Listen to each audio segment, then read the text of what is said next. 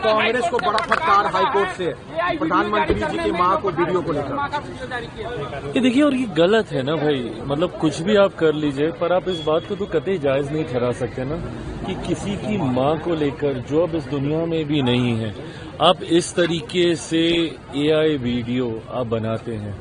आप किसी की भावना को किस कदर, किस हद तक आप ठेस पहुंचाना चाह रहे हैं। आज मेरे पिता इस दुनिया में नहीं है, मैं समझ सकता हूं कि कल को अगर कोई इस तरीके का वीडियो बनाए और मेरे बारे में मेरे ही पिता के मुंह से ऐसी बातें बुलवाए, तो ये स्वाभाविक ही था। और आज जिस तरीके से माननीय न्यायालय के द्वारा कांग्रेस को इस पर फटकार लगाई गई है, मुझे लगता है आगे से कम विपक्ष के नेताओं को इस बात का ध्यान रखना चाहिए कि कम से कम ऐसे लोगों को जो सार्वजनिक जीवन में नहीं है, वैसे तो माता पिता पे वैसे ही नहीं जाना चाहिए, बट कम से कम जो नहीं है उनको तो कम से कम ये लोग बख्श दें। तेजस्वी यादव बिहार में यात्रा कर रहे हैं सर, और कह रहे हैं कि हमारी सरकार बनी तो हम युवाओं को नौकरी और रोजगार देंगे। कांग्रेस तो पढ़े लिखे यात्रा को बिहार अधिकार यात्रा कर दिया। लगता है कि कांग्रेस उन्हें समझ नहीं रही, इसलिए भाई कांग्रेस से तो इनको वो सम्मान मिला नहीं। ये तो उनको राहुल जी को प्रधानमंत्री तक बनाने चले गए थे, पर उसके बाद वो इनको मुख्यमंत्री का उम्मीदवार तक घोषित करके नहीं गए। तो स्वाभाविक है इस बात की तकलीफ तो इनके मन में होगी। और ये आज युवाओं को नौकरी देने की बात कर रहे हैं। पूछिए ना किसके कार्यकाल में युवा बिहार छोड़कर जाने के लिए मजबूर हुए। देश के इतिहास में अगर सबसे ज्यादा पलायन किसी राज्य से किसी कालखंड में हुआ तो वह इन्हीं के कालखंड में हुआ, जब बिहार में राजद की सरकार थी। 90 का वो दशक था।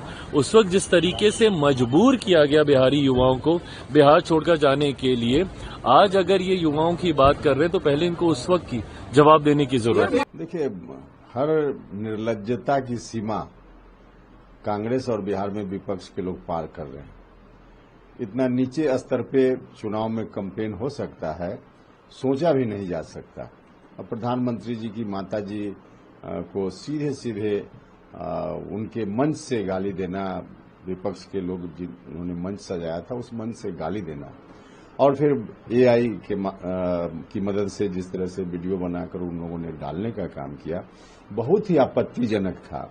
और निश्चित रूप से कोर्ट ने जो कुछ भी कहा है, कोर्ट का निर्देश बिल्कुल सराहनीय निर्देश है, उचित निर्देश है। लेकिन इतना के बावजूद इन लोगों को यह बात, विपक्ष के लोगों को, कांग्रेस के लोगों को, आरजेडी के लोगों को समझ में क्यों नहीं आती है कि जो कुछ भी इस तरह का एक्शन करते हैं एक तरह से अपने पैर में कुल्हाड़ी मारने जैसा हो जाता है। इससे अल्टीमेटली एक तो अपमान है ही प्रधानमंत्री जी का, देश का, लेकिन साथ ही साथ कांग्रेस और आरजेडी का भी नुकसान है राजनीतिक रूप से। तो अपने पैर में खुद लोग कुल्हाड़ी मार रहे हैं, इतनी भी समझ इन लोगों को नहीं है। देखिए, मैं पटना उच्च न्यायालय के आदेश का स्वागत करता हूं। जिस तरह से कांग्रेस पार्टी ने एआई वीडियो आदरणीय प्रधानमंत्री जी और उनके माताजी के बारे में पोस्ट किया था,